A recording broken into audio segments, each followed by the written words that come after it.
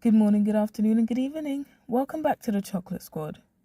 Today's video is inspired by something that I was talking about in a previous video, specifically the one that I just posted a couple days ago. I mentioned somewhere in the latter half of the video that I believe that texturism is a bigger problem than colorism, and that I came to this conclusion after thinking about it for a while and really evaluating all the things that I saw online and in person. For ease, this video is not going to focus on those majority black countries like the ones in Africa and the ones in the Caribbean, as they're going to be a bit more complex and a bit different. So I might make a video about that at a later date, but that's just going to need more nuance and different explanations.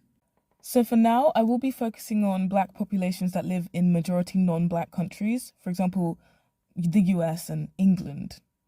Because I do think, even though England is full of people who are of African and Caribbean descent, the dynamic there and how it pertains to hair and skin tone is quite similar to present-day America.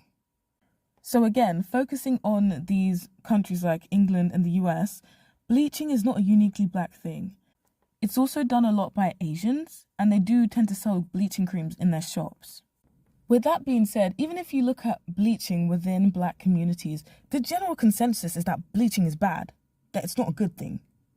A lot of people are aware of the dangers and the risks that come with bleaching their skin, and they know how it looks. If you've seen someone who's bleached their skin, you know it can look so weird. They will look so pale, but then they'll have like dots on their face that are darker.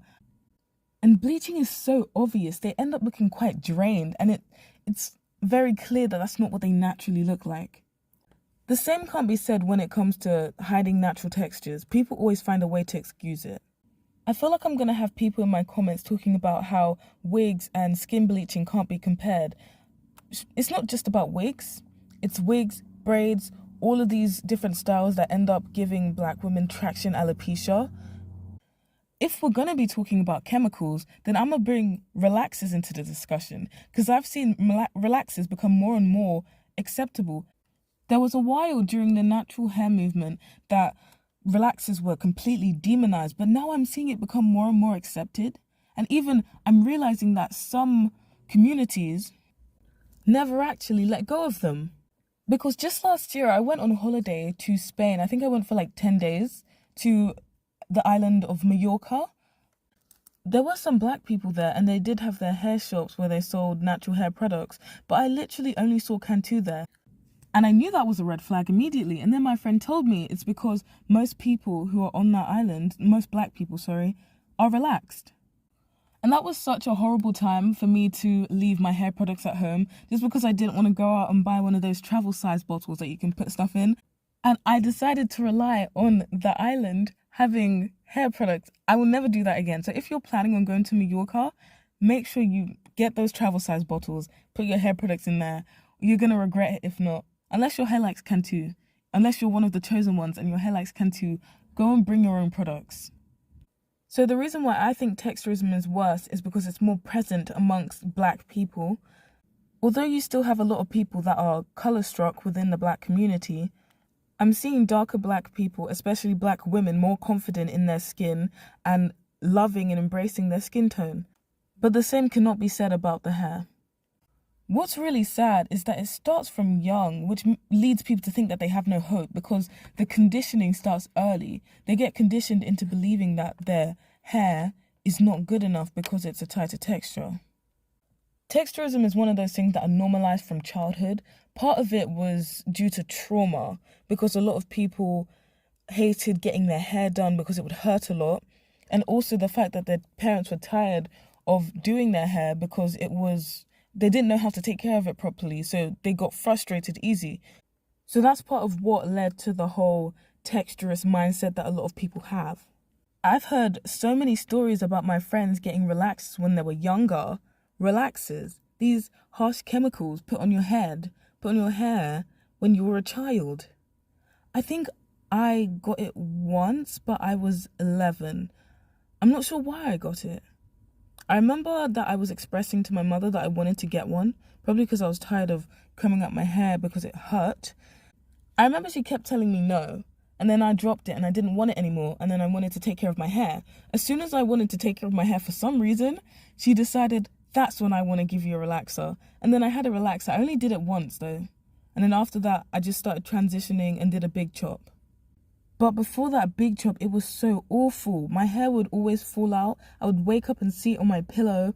It was always very dry. I didn't know how to take care of it. If I didn't know how to take care of my hair in my natural state, how the heck will I be able to take care of it now that it's literally been chemically damaged to be straight? That is something I will never do to my children. In some schools, especially in the past, there will be rules and regulations against more black hairstyles, including afros, but I'm not too sure how prevalent those rules and regulations are nowadays, but I know it used to be like that, so that may have influenced people's childhood. There's also a lot of hypocrisy about when it comes to these societal norms. See, like, wigs and weaves are socially acceptable, at least in the black community, whereas bleaching is taboo. It seems to be that lace fronts are celebrated and seen as a sign of being rich because you're able to afford one, while skin bleaching is condemned. It just shows how deep the bias goes. Like, altering your skin is a step too far, but altering your hair is expected. Someone gets braids and apparently they're poor. Someone wears their afro and apparently they have no money. How does that mean they have no money? I thought people say that natural hair is expensive, that's why they don't wear it. So how is somebody wearing their natural hair broke? Even within quote-unquote empowerment spaces like the natural hair movement, texturism still exists. In the natural hair movement, if you look at what exists of it nowadays, which is not really much, but you would see it would be the accounts that survived the whole crash, which are the type 3 ones, because a lot of women with type 4 hair, especially on the tighter end, like type 4C, 4B, 4C, those kinds of, they would be watching the type 3 women's hair, dare I say, living vicariously through those women, because that was the type of hair that they truly wanted. And they literally, the black women who wear wigs, they literally show you that through the hair types of the wigs that they tend to wear. They tend to wear type 1, type 2, straight and wavy. And if it's a curly wig, quote unquote, it's type 3. You don't see anything go into the type 4 range because they don't want to be dealing with their hair. They don't want to be dealing with anything to do with their hair or their hair type. They hide their internalized texturism behind personal choice and claim, I don't hate my hair, I just want to do something quick and easy. It's just a protective style.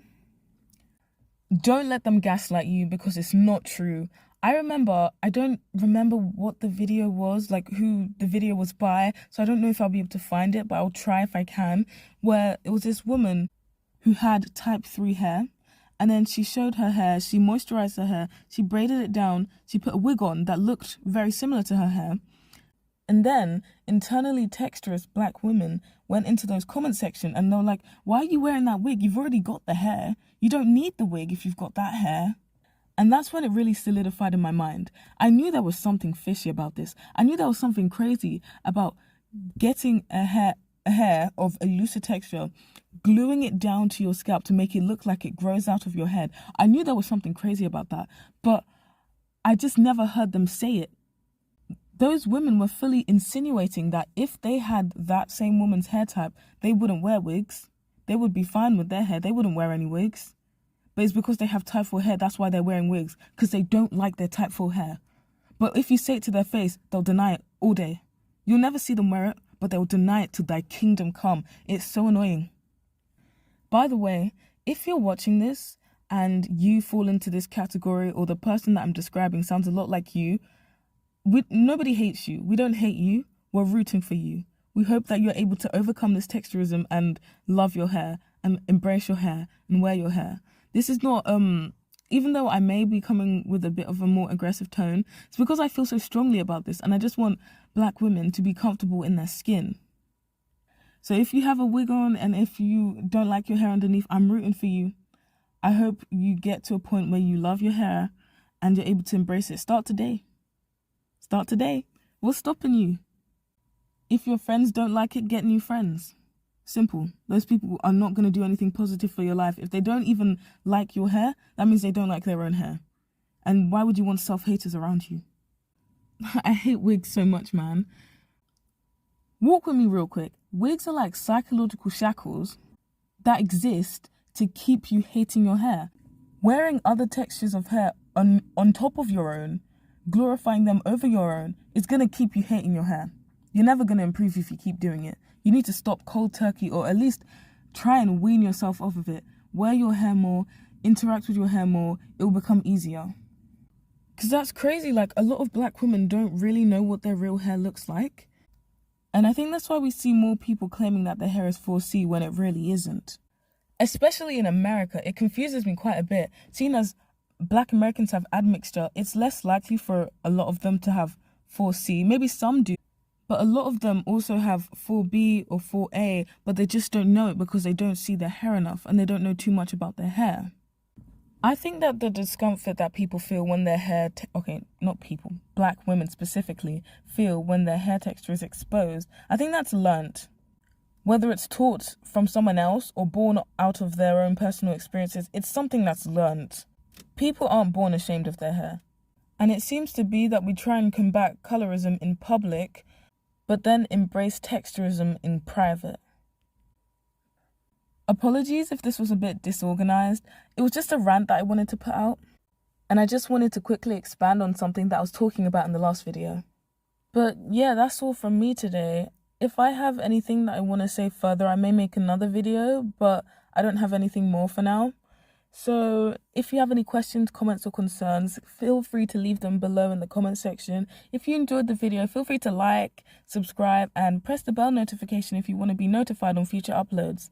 Thank you. Bye.